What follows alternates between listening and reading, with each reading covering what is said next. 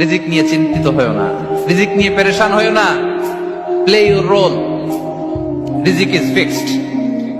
যেটা তুমি পাওয়ার তুমিই পাবা, যেটা তুমি পাওয়ার কথা না চেষ্টা করেও সেটা তোমার কাছে আসবে না। রিজিকের দায়িত্ব যদি আল্লাহ বহন করে তাহলে ঘরে বসে কেন রিজিক পাওয়া যায় না? অনেকেই প্রশ্ন করে যখন ভাগ্যে লেখা আছে তাহলে পরিশ্রম কেন করব? আল্লাহ সুবহানাহু ওয়া তাআলা কোরআনে বলছেন, ফাইদা কুজিয়াতিস সালাত ফান্তাশিরু ফিল আরদ ওয়াবতাগু মিন ফাদলিল্লাহ। যখন সালাত শেষ হয়ে যায়, ফজরের সালাত শেষ করে ঘুমায়ও না, জোহরের সালাত শেষ করে, আসরের সালাত শেষ করে, ফজরের সালাত শেষ করে ঘুমিয়ে যেও না। ইদা কুদিয়াতিস সালাত, সালাত শেষ হওয়ার পর ফান্তাশিরু ফিল আরজ, জমিনে ছড়িয়ে পড়ো, ওয়াবতাগু মিন ফাদলিল্লাহ। আর জমিনের প্রত্যেকটা ইঞ্চিতে, প্রত্যেকটা কোণায়, প্রত্যেকটা স্থানে আল্লাহর রহমত, বরকত, রিজিক ছড়িয়ে রেখেছেন। তোমরা জমিনে ছড়িয়ে পড়ো রিজিকের সন্ধানে। প্রত্যেকটা ইঞ্চিতে রিজিক আছে। একটু মাটি খুঁড়ে ওখানে একটা ধানের গাছ পুঁতে দেন, ধান বের হবে, হবে না? ওখানে একটা গাছ পুঁতে দেন, কমলার হবে। ওখানে একটা গাছ পুঁতে দেন, পেয়ারার হবে। প্রত্যেকটা ইঞ্চিতে ইঞ্চিতে আল্লাহ রিজিক রেখেছেন জমিনের। এই সারা পৃথিবীর প্রতিটা ইঞ্চিতে আল্লাহর বরকত আছে। ওয়াবতাগু মিন ফাজলিল্লাহ। আল্লাহ সুবহানাহু ওয়া তাআলার রহমত, বরকত অনুসন্ধান করার জন্য বেরিয়ে পড়ো।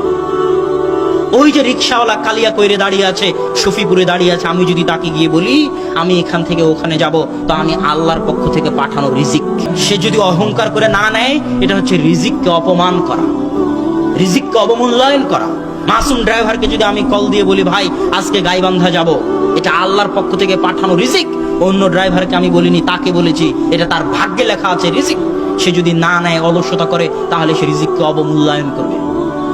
একটা টাকাও যদি হালাল পন্থায় পাওয়া যায়, ওটা নেওয়ার চেষ্টা করা মানুষের জন্য জরুরি। এক টাকা যদি হালাল পন্থায় পাওয়া যায়, ওটা নেওয়ার চেষ্টা করা মানুষের জন্য জরুরি। জরুরি কেন? ওই এক টাকা আল্লাহর দয়া, আল্লাহর নেয়ামত, আল্লাহর বরকত, ওটাকে অপমান করা যাবে না। যেখানেই বরকত সেখানেই শয়তান, হয় শয়তান না হয় বরকত।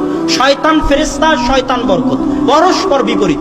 আল্লাহ রাসূল বলছেন হাত থেকে লোকমা পড়ে গেছে, ওটা শয়তানের জন্য ছাড়িও না, তাড়াতাড়ি হাত মুছিও না, হাত চেটে খাও। কোনটাতে বরকত আছে তুমি জানো না, শয়তানের জন্য রাখবা।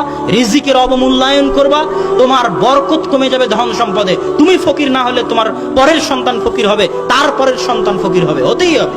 রিজিকের অবমূল্যায়ন করলে হতেই হবে।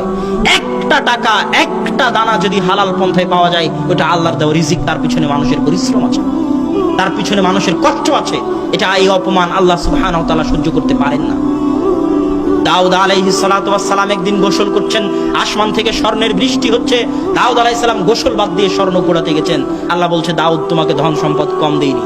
পৃথিবীতে সবচেয়ে ক্ষমতা, সবচেয়ে টাকা পয়সা আল্লাহ যাকে দিয়েছিলেন সেটা হচ্ছে দাউদ আর সুলাইমান বাপ বেটা। তুমি কি জন্য স্বর্ণ কুড়াতে গেলে? তখন দাউদ আলাইহিস সালাতু ওয়াস সালাম বলছে, আল্লাহ আমি যদি ভাবার্থ, আমি যদি কোটি টাকারও মালিক হই, লাখ টাকারও মালিক হই, লাখ বিঘা সম্পত্তির মালিক হই, তো ওই স্বর্ণ আমি লোভ